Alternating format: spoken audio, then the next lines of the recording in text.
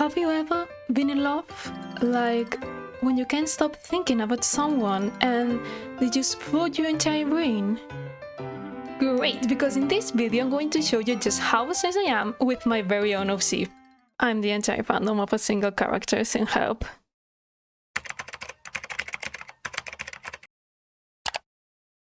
This right here is my son, Neféle, a Nyx-born sorcerer with shadow magic multiclassed into Celestial Warlock.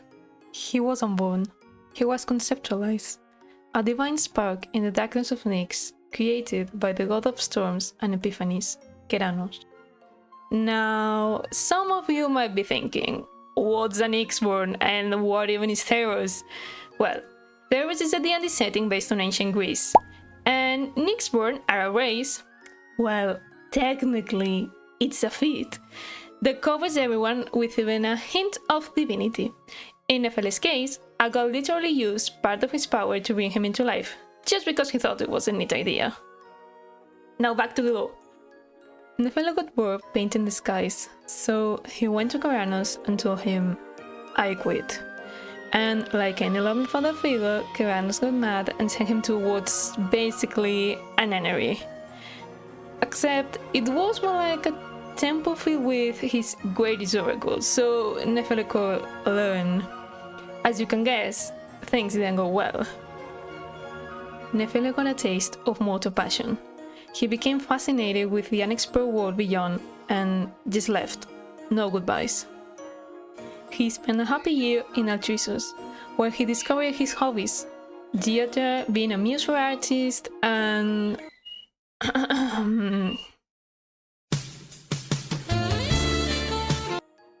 yeah. After attending a funeral, he had his this is kinda cool moment and became a mortician, obsessed with the beauty of death. And there are many mentally stable widows into that sort of thing. The god Theros, which is basically Theros' version of Charon, appeared to him and made him one of his chosen. Theros seemed chill, so Neféle said yes. And from there, everything changed. He was later accused of freeing a man from his suffering by killing him, sentencing him to prison.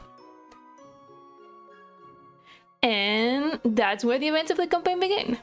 But the anecdotes, I'll save those for another video, or maybe a comic. I haven't decided yet. So if you like that, let me know. I think now's a good time to talk about his design since we are doing the line art. Originally, I wanted a dress that looked like a night sky cloak with a big dramatic witch hat. I also tried to avoid giving him long hair because too many of my OCs already have it, and I wanted to show he was a Nyx-born without overloading the design.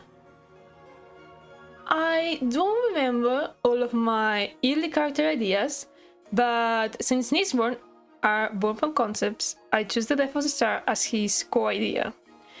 If you look up images of that, you'll find a mix of colors, but I settled on blues with some orange or red. The best way to show his cosmic side ended up being the crown of stars floating around his head, and the vitiligo that reveals his true divine form. I love the idea that since Neféle sees himself as not like the mortals, that emotional distance shows up physically. He can't fully disguise himself as a human. During the campaign, as that difference he feels fades, his ability to blend in should improve. Oh, that's the plan. But I like the vitiligo so much that it's just hard to not draw it. And as for the goats, I just wasn't them sexy and cunty. Alright, more seriously, I put a brooch to tie the robe at the waist, showing inside the symbol of Atheros to show some connection with him. Also lots of Yuri, because Neféle cares about his looks, especially because he wants everyone to notice him. Which doesn't seem to work very well. Or maybe the dice just hate me. So far, he's only had one chance to flirt with an NPC, and it went so horribly wrong. It became a meme at our table that Neféle can't flirt. I just wanted to take the opportunity to take the floor of a sucker for a pretty face, but it seems the game doesn't want me to play that way. Anyways, a bit of a fun fact. Neféle can see visions, so to impress any guy he likes, he usually offers to read their palms. The thing is, Neféle get visions, like flashbacks. So reading the palms is just an excuse to say, you will meet the love of your life soon. He's shameless, I love him. Speaking of love, Neféle doesn't believe in relationships. He's more of a play in the field kind of guy. But I plan that when he falls in love, it's going to cause some angst. And lots of angst. But for now, that person hasn't shown up yet. As a curiosity, in case anyone was wondering, Neféle is a trans man. How did that happen? Well, since Neféle is already a concept, when he started spending more time among mortals, he slowly began to adjust his form into something that felt more right for him. By the time he ran away from the Temple of Oracles, he already looked like the Neféle you see on screen, just with longer hair. He didn't have time to cut it. I'm really proud of how much Neféle has grown this past year since I created him.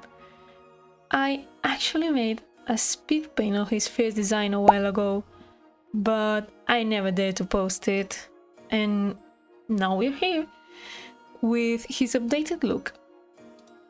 My idea is to make more of these videos where I just ramble about the Andy character or see I'm drawing, so I can kind of feel like a grandma telling stories to her grandkids, and that way it's also up on the internet, where probably in the future, when maybe I'm 40, I look back at this and I think I'll feel proud.